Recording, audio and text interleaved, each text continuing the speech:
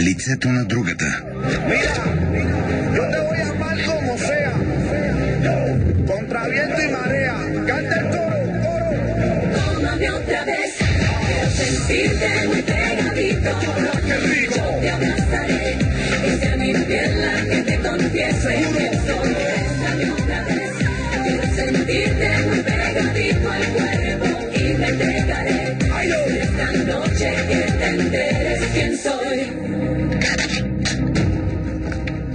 От 2 години се боря срещу мафиота, който уби човека, когато обичах.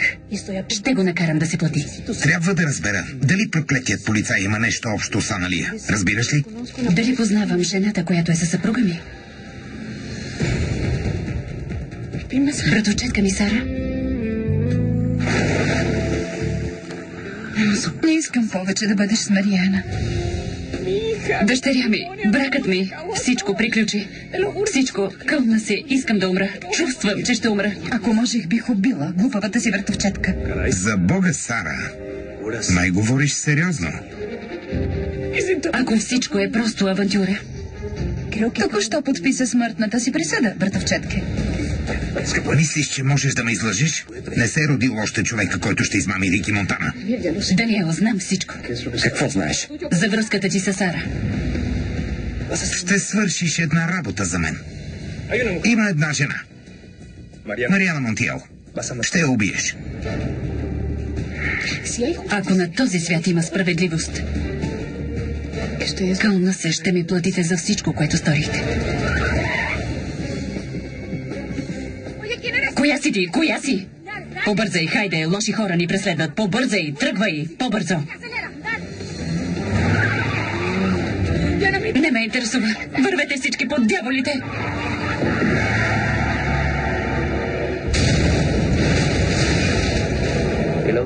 Колата, управлявана от жена ви, е излязла от пътя. Взривила се и се е запалила.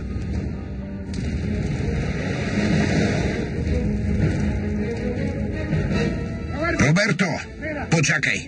Там има някой.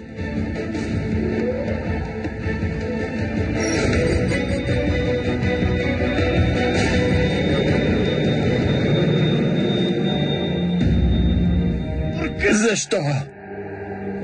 Отче наш, който си на небесата, да се свети името ти.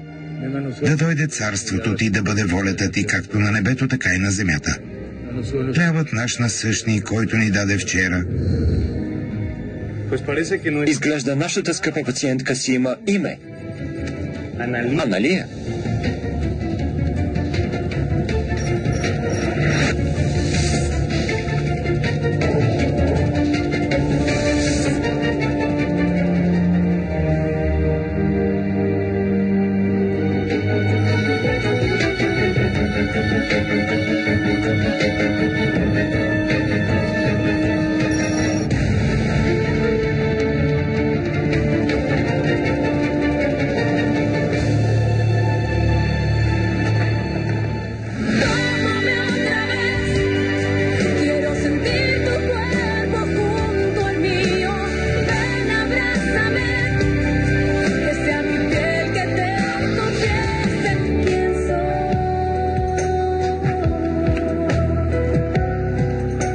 Какво има?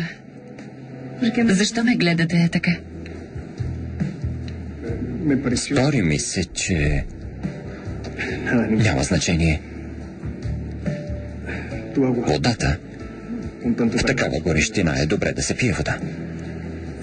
Благодаря. Извинете ме. Спокойно. Много съм непохватна. И на мен не ми е ден. Виждали ли сме се преди? Не знам. Не мога да бъда сигурна.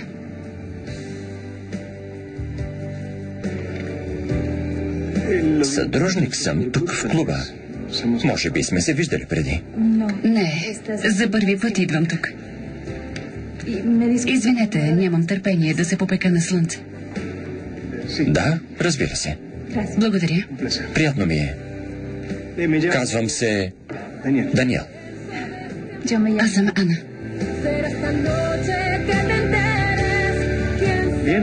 Да видим какви ги е надробила дъщеря ми.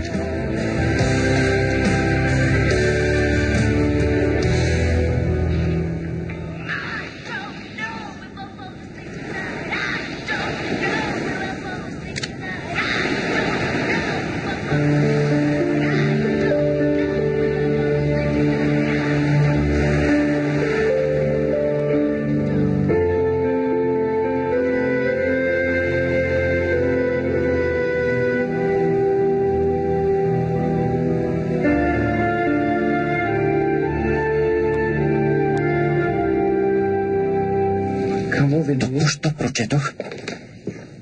Роберто, Ана излезе ли? Какво? Ана, видя ли я? Не е вкъщи. Не е ли в стаята си?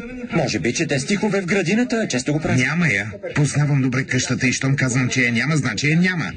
Ясно? Забранено й е да излиза.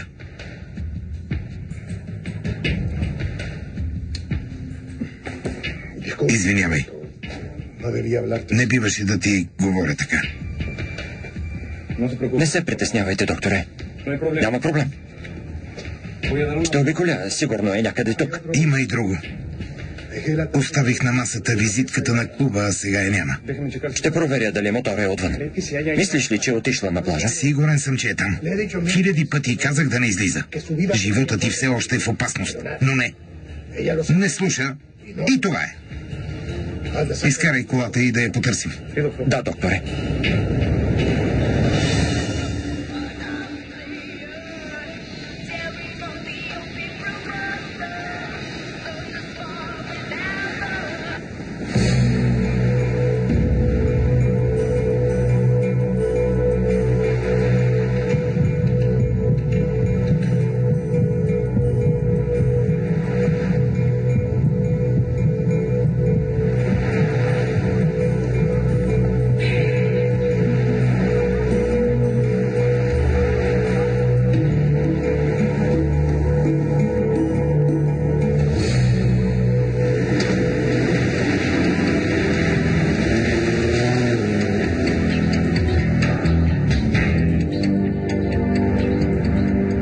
Моите извинения, но ще ви кажа нещо. Много мислите за Аналия. Ана, Роберто. Не го забравяй. Не е Аналия, а Ана. Извинете, докторе, няма да забравя. Тревожа се. Мисля, че хлътвате прекалено много. Не забравяйте коя е всъщност. Полицейското й досие. А тя е мафиотка. Заподозряна в... Тази е друга, Роберто, не е Ана. Ана е родена в тази къща. В нашата лаборатория. Ти и аз сме нейни създатели. Тя е нов човек. Без минало, без памет. Никога не го забравяй.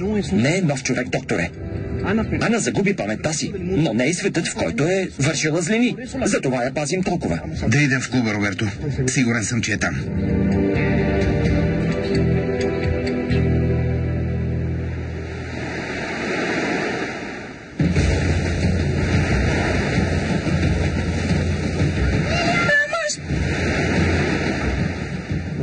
Добър ден.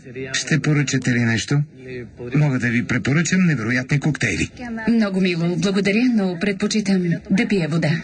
Много вода. Разбира се, моите уважения, навярно за това имате хубава кожа. Благодаря. Много сте мил. Извинете. Да.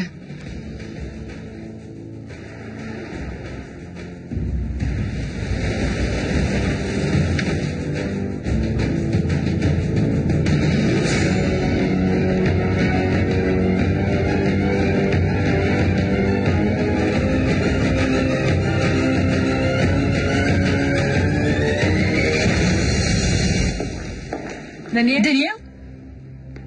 Сара, не знаех, че си тук. В понеделник винаги представям административен доклад за седмицата.